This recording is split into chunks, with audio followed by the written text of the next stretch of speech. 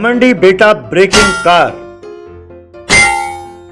अशोक मिश्रा एक धनवान था। उसके 2 बच्चे थे, राम मिश्रा और रंजीत मिश्रा। वे दोनों अलग अलग स्वभाव के थे।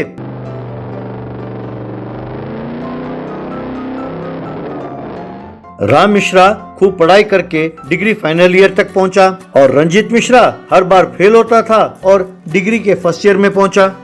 उसके 2 दोस्त थे, मही और अर्जुन। वो हमेशा जुआ खेलता रहता था, क्रिकेट बैटिंग करता था, शराब पीता था और अपने दोस्तों के साथ आवारागर्दी करता रहता था।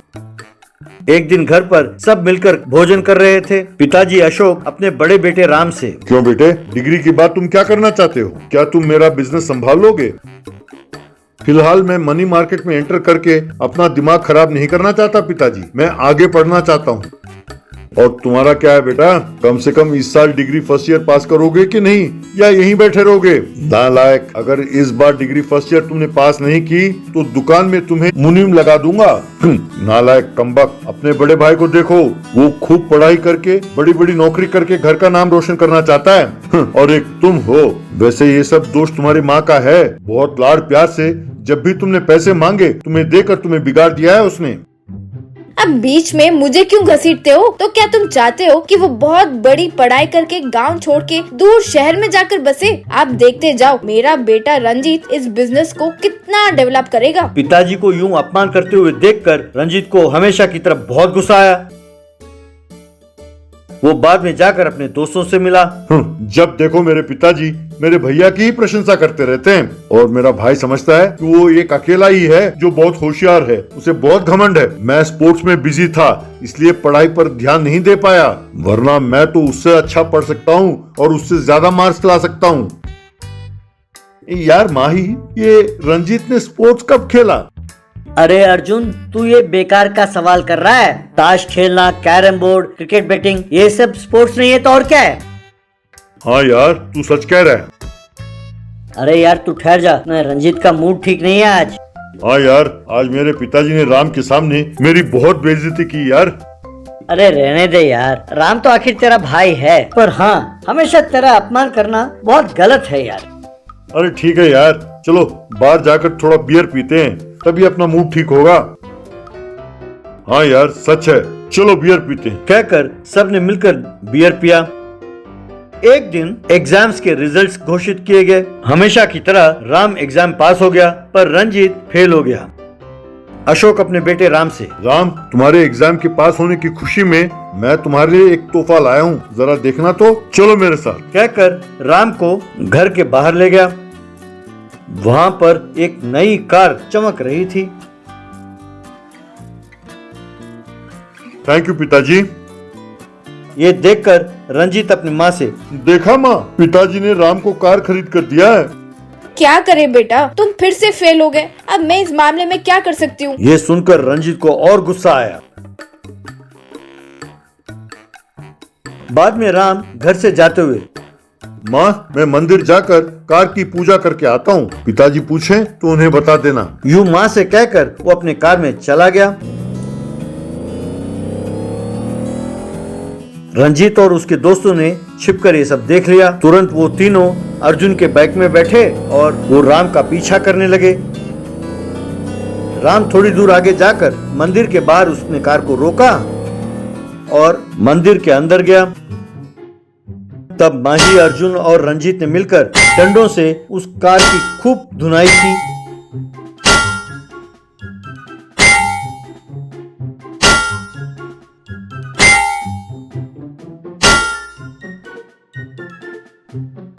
कार के शीशे तोड़ दिए,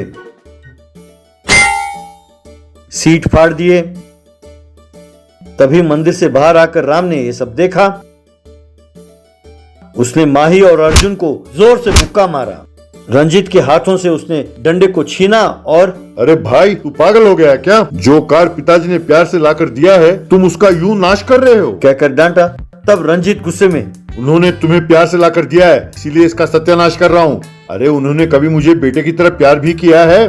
नहीं रंजीत, तुम पिताजी को गलत समझ रहे हो। उन्हें हमेशा तुम्हारे भविष्य के बारे में और तुम्हारे बारे में ही चिंता लगी रहती है। वो मुझसे हमेशा यही कहते रहते हैं कि गलत संगत के कारण तुम अपनी जिंदगी को बर्बाद कर रहे हो, वरना तुम मुझसे भी बड़ा डॉक्टर या इंजीनियर बन सकते हो। उन्हें हमेशा तुम्हारी चिंता लगी रहती है रंजीत। हमेशा यही कहते रहते हैं कि माँ तुम्हें बहुत लाड करती है और अगर उन्होंने भी लाड करना शुरू कर दिया तो तुम और बिगड़ जाओगे, इसीलिए वो हमेशा तुम्हें डांटते रहते हैं। बस, वरना उन्हें तुमसे बहुत प्यार है भाई। वो सबसे यही कहते रहते हैं कि जब से तू पैदा हुआ है उनका धंधा खूब चलने लगा है।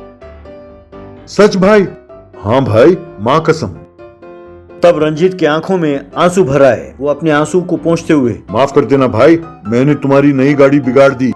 कोई बात नहीं भाई, तुम बदल गए, यही काफी है। हम मंदिर आए, अच्छा ही हुआ, कार के इंश्योरेंस है। चलो घर चलते हैं। ये सब देखकर माही और अर्जुन भी बहुत खुश हुए। Squid game challenge.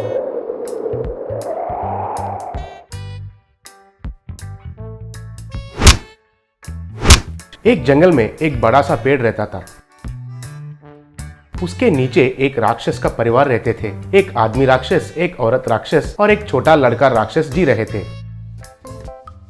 उस तरफ आए हुए गायों को, भैंसों को और बकरियों को पकड़कर खाते थे।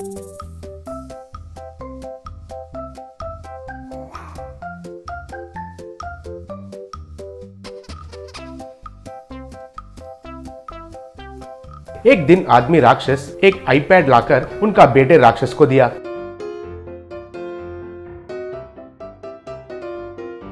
अरे, ये इंसान लोग उपयोग करते हैं, इसका आदत पड़ गई तो दुनिया को ही भूल जाते हैं कहकर सुना। तुमको बोर लग रहा है कह रहा था ना, इसलिए लेकर आया हूँ, ले लो। उसे लेकर बच्चा राक्षस, अरे वाह डैडी, ये तो बहुत अच्छा है। अब मैं इसके साथ अच्छे से खेलूंगा। उस दिन से लेकर वो बच्चा राक्षस उस आईपैड के दासी बन गया। जब भी देखो तो उसे देखता ही रहता था। उसमें कई तरीके के गेम्स खेलता रहता था। रात और दिन उसको ही देखता ही रहता था।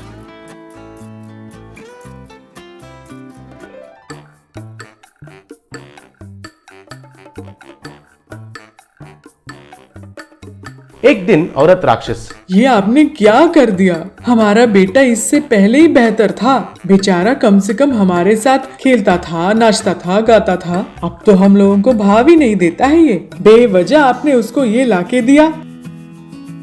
अरे बेटा, थोड़ा हमसे बात करो। हमारा मुंह देखकर कितने दिन हो गए हैं तुझे। वो बेकार का चीज थोड़ा बाजू में रखो और थोड़ा समय हमसे बात करो और बिताओ। तब वो बच्चा राक्षस आईपैड को ही देखकर, रुको डैडी, मैं गेम के बीच में हूँ, मुझे डिस्टर्ब मत करना। ये गेम बहुत अच्छा है। ये कौन सा बकवास का गेम है रे? दिन रात उसी गेम को खेलते रहते हो। तुम उससे बोर नहीं होते?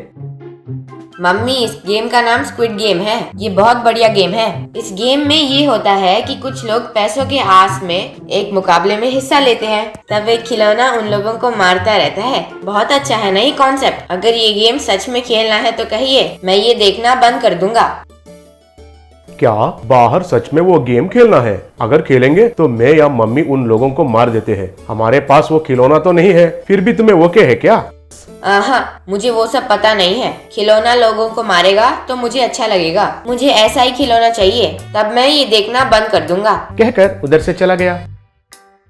अरे बाप रे, अब ये खिलौना का चक्कर क्या है रे? उसे किधर से लेके आना होगा? अब ये नया सरदर्द क्या है?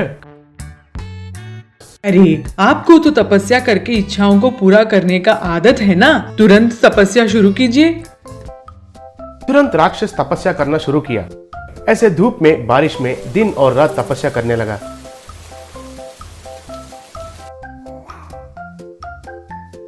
कुछ दिनों के बाद एक राक्षस भगवान उनके सामने प्रकट हुआ।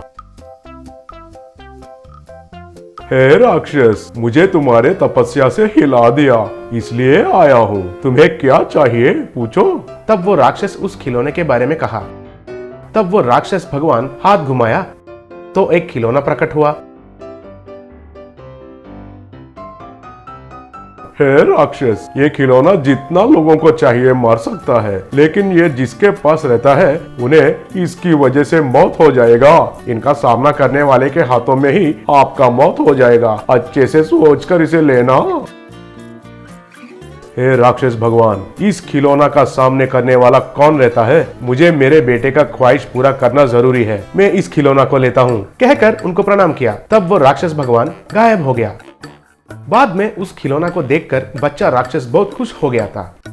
इतने में कुछ लोग उधर से आ रहे थे। वे दूर से उन राक्षस को देखकर रुक गए थे। अरे बाप रे, राक्षस राक्षस कहकर चिल्लाया। रे डरो मत, आप लोगों को हम नहीं मारेंगे, लेकिन आप मर जाएंगे, तब हम आपको खाएंगे। क्या आप हमें नहीं मारेंगे लेकिन हम मर जाएंगे? वो कैसे? तब उस खिलौने के आंखों में से रेस आकर बुलेट्स जैसे उनके दिल पर लगे। बस वे नीचे गिरकर मर गए।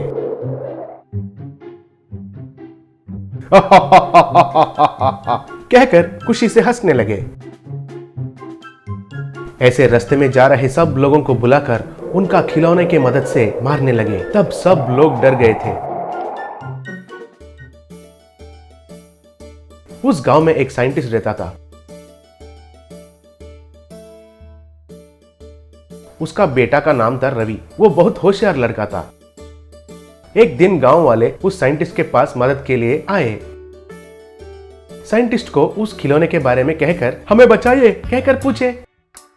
वो सुनकर रवि, पिताजी, देखने में वो खिलौना एक रोबो जैसा लग रहा है। रोबो को रोबो से ही मारना चाहिए। आप एक रोबो कुत्ते को तैयार करो, मैं जाकर उनको मार देता हूँ। ऐसे साइंटिस्ट एक रोबो कुत्ते को तैयार किया।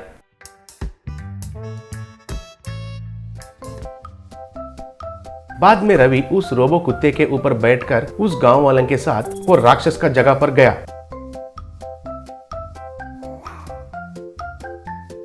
अरे ओ नीच कमीने राक्षस, आप सच में हिम्मत वाले राक्षस हैं क्या? आप में हिम्मत है तो उस खिलौने से मारना नहीं है। आपके बेटे को पहले ही मुझसे लड़ने के लिए भेजिए। तब वो बच्चा राक्षस रवि के ऊपर लड़ाई के लिए गया। तब दोनों मिलकर भयानक से लड़ने लगे। उड़ उड़ कर एक दूसरे को एक मारने लगे।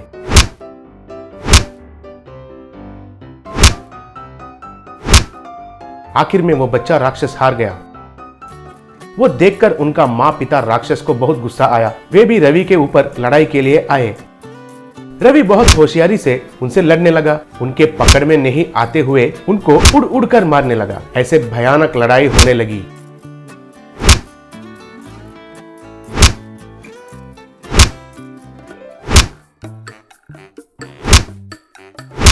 सब लोग डरकर क्या हो रहा है ये देखने लगे। आखिर में वो राक्षस भी रवि के हाथों में हार गए। अरे अब देखो नीच कमीने राक्षस, मेरा रोबो कुत्ता क्या करेगा। तब वो कुत्ता भागते हुए उस खिलौने के पास गई। तब वो खिलौना और कुत्ता लड़ाई करने लगे। दोनों बहुत भयानक से लड़ाई करने लगे।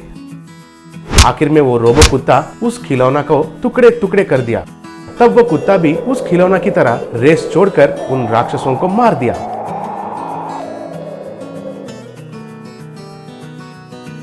तब सब गांव वाले खुशी से तालियां बजाए।